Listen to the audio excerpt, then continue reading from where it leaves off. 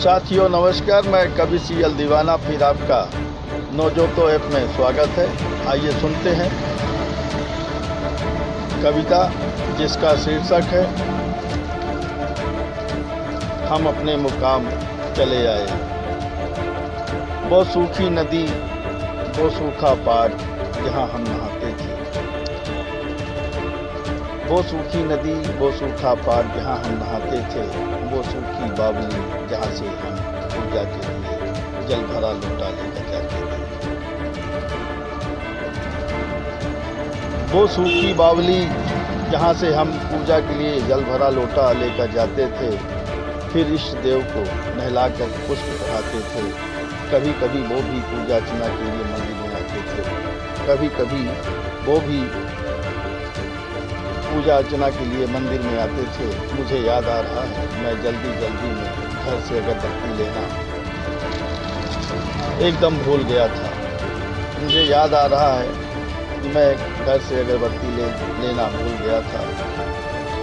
फिर उन्होंने पूजा के लिए मुझे 2 अगरबत्ती जलाने के लिए दिया था।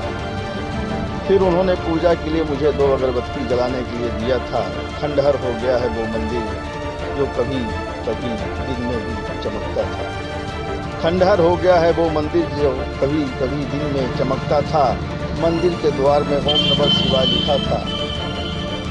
मंदिर के द्वार में ओम नमः शिवाय लिखा था, अब मिट सा गया है। मंदिर के द्वार में ओम नमः शिवाय लिखा था, अब मिट सा गया है।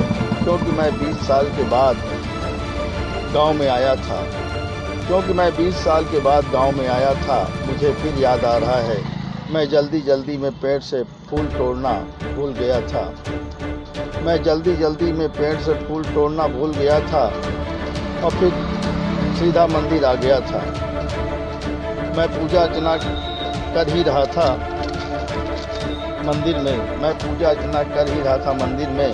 वो बोल ही पड़े, आज आप फूल चढ़ाने बिना ही पूजा कर रहे हैं। वो बोल ही पड़े, आज आप फूल चढ़ाए बिना ही पूजा कर रहे हैं। फिर उन्होंने अपने थाली का 2 फूल मेरे हाथों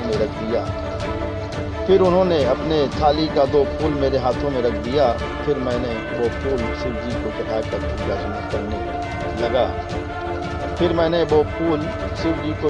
पूजा अर्चना करने लगा मंदिर में।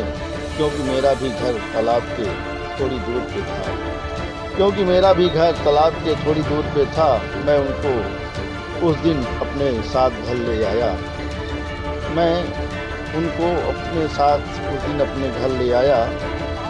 जहाँ मेरे मम्मी पापा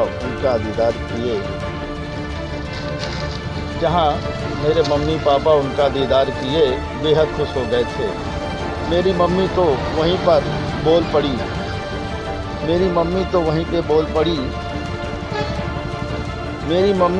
पर बोल पड़ी, तुम्हारी पसंद लाखों में एक है। मैं मम्मी से बोली मम्मी ये तुम क्या बोले जा रही हो। हम दोनों एक दोस्त हैं, कोई रिश्तेदार नहीं है। मेरे पापा बोले कोई बात नहीं बेटे,